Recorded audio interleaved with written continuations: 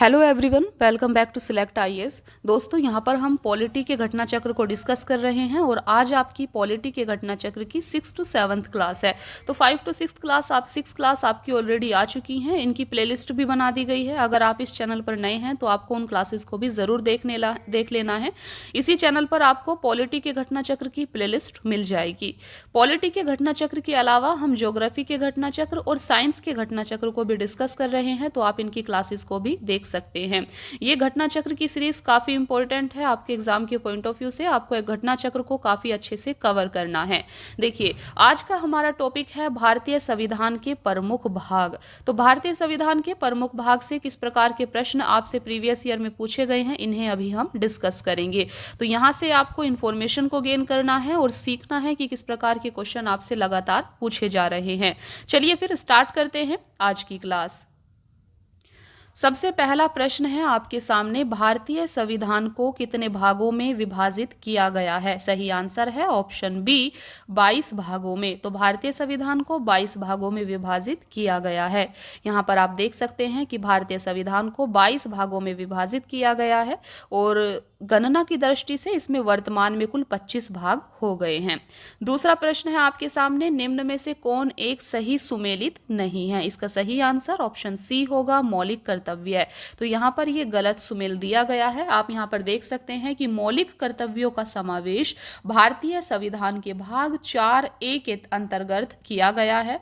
यहाँ पर आप देख सकते हैं, यहाँ पर आपका ये 6 दिया गया था, जबकि मौलिक कर्तव्य भाग 4A के अंतर्गत इनका प्रावधान किया गया है। बाकी सबको भी आपको देखना है क्योंकि बाकी सब यहाँ पर सही मिलान दिया गया है। तो नागरिकता कहाँ पर है? तो फ्रेंड्स, नागरिकता संविधान के किस भाग में है? संविधान के भाग 2 में नागरिकता का प्रावधान है। मौलिक अधिकार फंडामेंटल राइट्स का प्रावधान कौन से भाग में किया गया है? तो संविधान के भाग 3 में किया गया है। और यहाँ पर राज्य आपका संविधान के कौन से भाग के अंतर्गत आता है? तो यह आपका संविधान के भाग 6 के अंतर्गत आता है। इन्हें आपको अच्छे से याद कर लेना है। और मौलिक कर्तव्य भाग 4A के अंतर्गत आते हैं।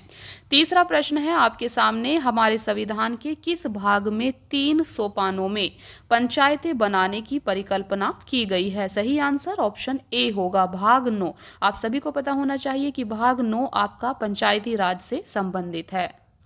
तो यहाँ पर आप इस चीज को अच्छे से समझ सकते हैं कि संविधान के 73वें संविधान संशोधन अधिनियम 1992 द्वारा 24 अप्रैल 1993 से अंतःस्थापित संविधान के भाग 9 में 3 सोपानों में पंचायतें बनाने की परिकल्पना की गई है। इस भाग के अनुच्छेद 243 ख के खंड 1 में कहा गया है कि प्रत्येक राज्य में ग्राम, मध्यवर्ती और जिला स्तर पर इस भाग के उपबंधों के अनुसार पंचायतों का गठन किया जाएगा।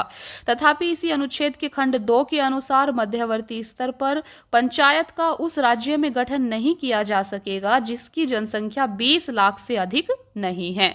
इसे आपको ध्यान रखना है।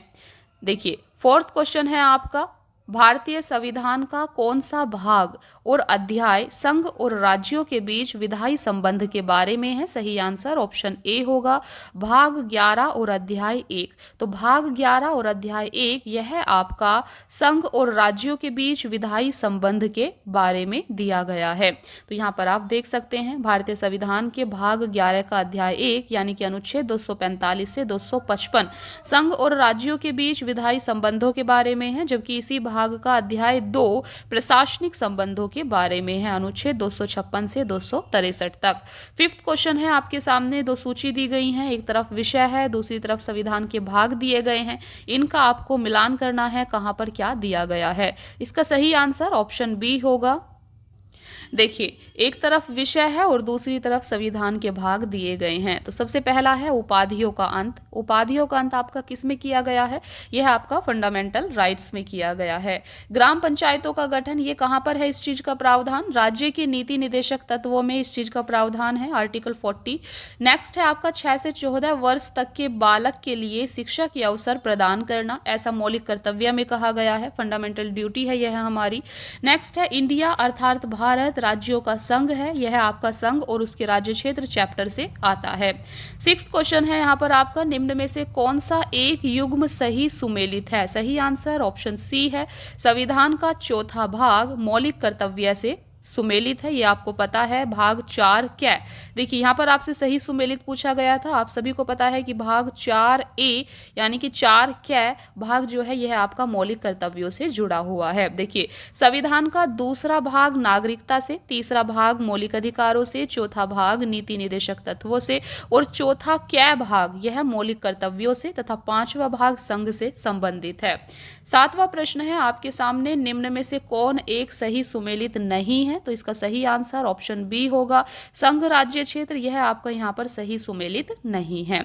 जबकि नागरिकता आपको पता है भाग 2 में है, नगर पालिकाएं भाग 9A में है। भाग 9A में आपका नगर पालिकाएं हैं और भाग 9 में सिर्फ आपका पंचायती राज है। और नेक्स्ट है आपका निर्वाचन। तो निर्वाचन आप देख सकते हैं ये आपका XV में है।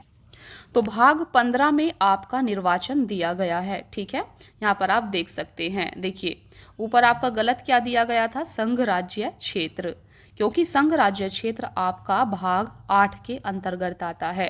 चलिए आगे बढ़ते हैं। 8वां प्रश्न है आपके सामने। यहाँ पर भी आपको 2 सूची दी गई हैं जिनका मिलान आपको करना है। चलिए देखते हैं क्या सही आंसर होगा। देखिए सही आंसर इसका ऑप्शन ए है। हम इसको डायरेक्टली देखेंगे क्योंकि उसको बार बार करना संभव नहीं है। तो यहाँ पर आप इसको डायरेक्टली याद करना है। भारतीय संविधान का भाग 9 पंचायतों से संबंधित है और इसके अलावा भाग 8 आपका संघ राज्य क्षेत्र से संबंधित है। भाग 4A मूल कर्तव्यों से संबंधित है। भाग 9A यह आपका नगरपालिका से संबंधित है। 9वां प्रश्न है आपके सामने, निम्न में से कौन भारतीय संविधान के अंतर्गत सही सुमेलित नहीं है? तो सही सुमेलित नहीं है ऑप्शन डी, अधिकरण।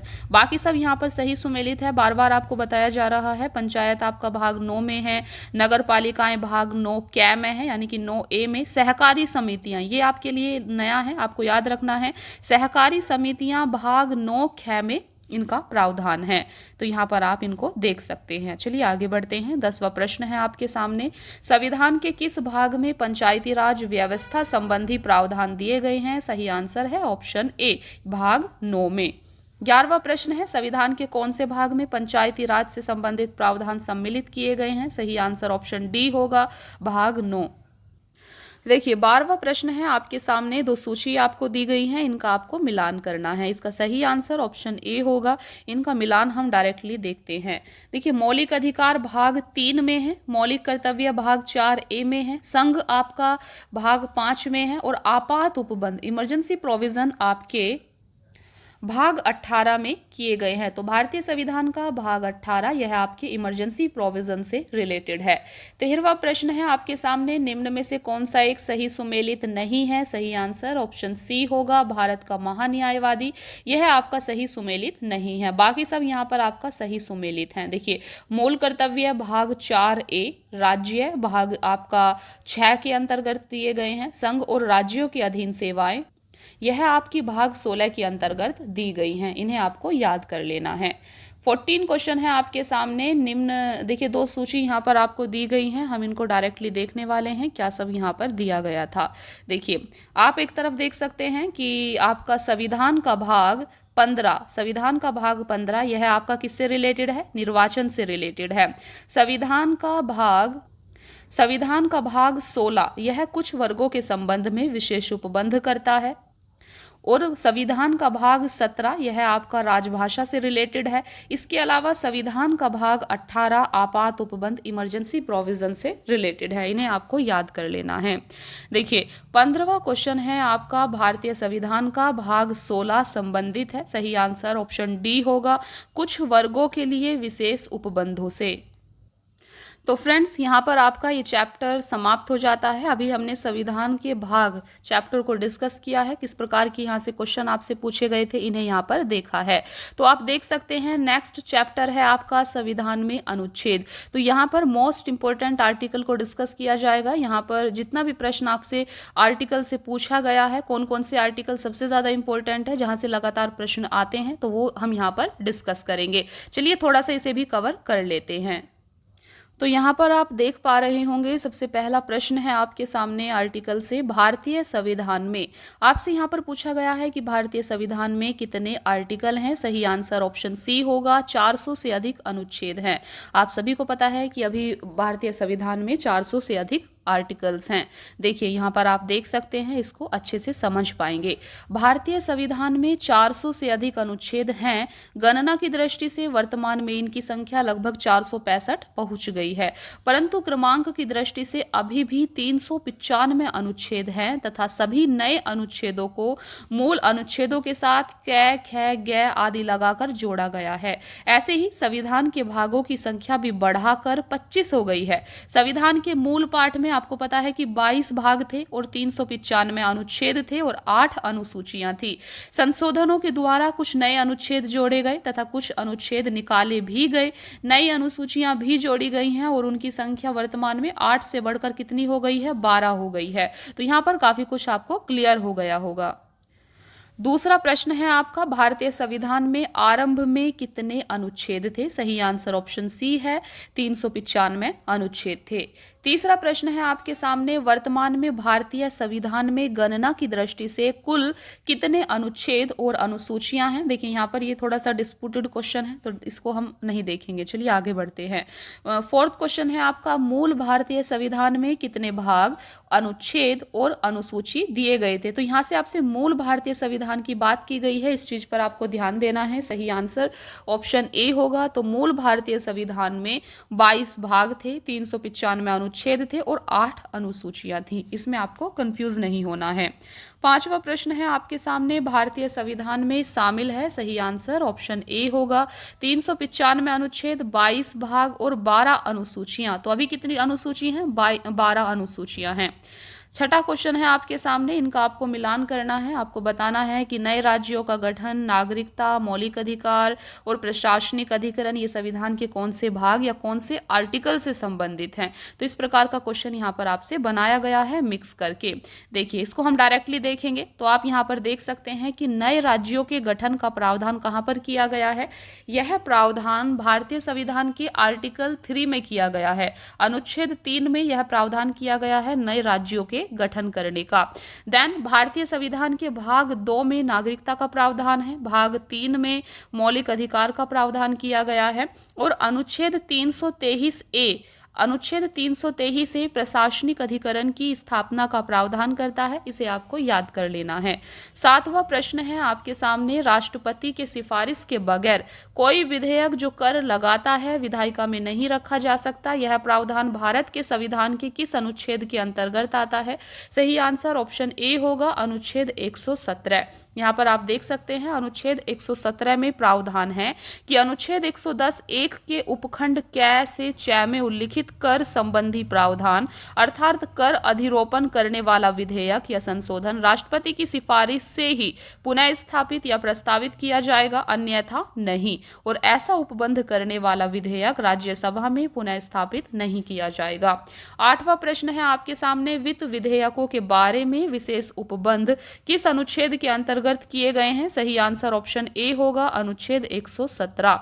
तो यहाँ पर आप देख सकते हैं, देखिए संविधान के अनुच्छेद 117 में वित्त विधेयकों के बारे में विशेष उपबंध किया गया है। अनुच्छेद 119 में संसद में वित्तीय कार्य संबंधी प्रक्रिया का विधि द्वारा विनियमन। अनुच्छेद 121 में उच्चतम न्यायालय या उच्च न्यायालय के किसी न्यायाधीश द्वारा कर्तव्यों के निर्वहन में किए गए किसी आचरण के संबंध में संसद में चर्चा पर निर्बंधन तथा अनुच्छेद 123 में संसद के विश्रांति काल में अध्यादेश प्रख्यापित करने की राष्ट्रपति की शक्ति का उल्लेख है। 9वां क्वेश्चन यहाँ पर आपका है, भारतीय संविधान के किस अनुच्छेद के अंतर्गत अखिल भारतीय सेवाओं का प्रावधान किया गया है? सही आंसर ऑप्शन सी है, अनुच्छेद 312। अनुच्छेद 312 के अंतर्गत अखिल भारतीय सेवाओं का प्रावधान किया गया है। देखिए यहाँ पर आप देख सकते हैं कि भारतीय संविधान के अनुच्छेद 312 के तहत अखिल भारतीय सेवाओं का प्रावधान किया गया है। इस अनुच्छेद के अनुसार यदि राज्यसभा ने उपस्थित और मत देने वाले सदस्यों के कम से कम 2/3 बहुमत से समर्थित संकल्प से यह घोषणा किया है कि राष्ट्रीय हित में ऐसा करना आवश्यक है, तो संसद विधि द्वारा अखिल भारतीय सेवाओं के सृजन हेतु उपबंध कर सकती है। 10वां प्रश्न है आपके सामने, कौन सी जोड़ी सुमेलित है? आपको बताना है कौन सी जोड़ी यहाँ पर सुमेलित है। सही आंसर ऑप्शन बी होगा, भारत का निर्वाचन आयोग आर्टिकल 324 अनुच्छेद 324 से संबंधित है। यहाँ पर आप देख सकते हैं कि भारतीय संविधान के अनुच्छेद 324 में निर्वाचन आयोग के गठन गठन का प्रावधान है। निर्वाचन आयोग का गठन मुख्य निर्वाचन आयुक्त तथा ऐसे अन्य निर्वाचन आयुक्तों से किया जाता है जिनकी संख्या समय समय पर राष्ट्रपति द्वारा नियत की जाती है। अनुच्छेद 124 में सर्वोच्च न्यायालय के गठन का प्रावधान है, जबकि अनुच्छेद 318 में लोक सेवा आयोग के सदस्यों और कर्मचारियों की सेवा की शर्तों के बारे में विनियमन बनाने की शक्ति निहित है। तो यहाँ पर आपको काफी सारे आर्टिकल्स बताए जा रहे हैं। देखिए, आप देख सकते हैं, सबसे पहले अनुच्छेद 324 आपने देखा, निर्वाचन आयोग के गठन से संबंधित है। देन अनुच्छेद 124 हमने देखा, यह आपका सर्वोच्च न्यायालय की यानी कि सुप्रीम कोर्ट के गठन से रिलेटेड है। अनुच्छेद 318 आपका लोक सेवा आयोग के सदस्यों और कर्मचारियों की सेवा शर्तों के निर्धारण से संबंधित है। इसके बाद है आपका संघ और राज्यों के लिए लोक सेवा आयोग का प्रावधान अनुच्छेद 315 में उल्लिखित है, जबकि अनुच्छेद 332 राज्यों की विधानसभाओं में अनुसूचित जातियों और अनुसूचित जनजातियों के लिए स्थानों के आरक्षण से संबंधित है। राज्य के महाधिवक्ता की नियुक्ति संबंधी प्रावधान अनुच्छेद 165 में है, जबकि अनुच्छेद 351 में हिंदी भाषा के विकास के लिए निर्देश दिए गए हैं। यहाँ पर आपको काफी सारे आर्टिकल दिए गए हैं, देखिए यहाँ पर आप देख सकते हैं। इसके बाद आपका अनुच्छेद 315 दिया गया है। अनुच्छेद 315 में क्या है? संघ और राज्यों के लिए लोक सेवा आयोग का प्रावधान। अनुच्छेद 332 में क्या है? तो अनुच्छेद 332 राज्यों की विधानसभाओं में अनुसूचित जातियों, अनुसूचित जनजातियों के लिए स्थानों के आरक्षण से संबंधित है। देन अनुच्छेद 165 में क्या है? अनुच्छेद 165 में राज्य के महाधिवक्ता की नियुक्ति संबंधी प्रावधान है। अनुच्छेद 351 किस चीज से संबंधित है? तो यह आपका हिंदी भाषा के विकास के लिए निर्देश देने से संबंधित है। तो यहाँ पर हमने आर्टिकल से रिलेटेड काफी सारी इंफॉर्मेशन अभी तक गेन कर ली है, लेकिन वीडियो को ज्यादा बड़ा नहीं करेंगे। अभी जो बाकी का आपका बचा हुआ है, देखिए काफी सारे क्वेश्चंस अभी यहाँ पर बचे हुए हैं जिन्हें हम नेक्स्ट क्लास में डिस्कस करने वाले हैं। तो आपको रेगुलर वीडियोस को देखना है, डेली देखना है, डेली आपकी क्लासेस आ रही हैं। तो अभी हमने पॉलिटी के घटना चक्र को डिस्कस किया है। इसके अलावा आपका ज्योग्राफी और साइंस का घटना चक्र भी डिस्कस किया जा रहा है, तो आप उन्हें भी ज़रूर देखें। ये आपके एग्जाम के लिए काफ़ी ज़्यादा महत्वपूर्ण साबित होगा। तो दोस्तों, आज की क्लास में इतना ही, मिलते हैं फिर नेक्स्ट क्लास में। Thank you so much friends for watching the class. Keep watching, please like, share and subscribe. Thank you.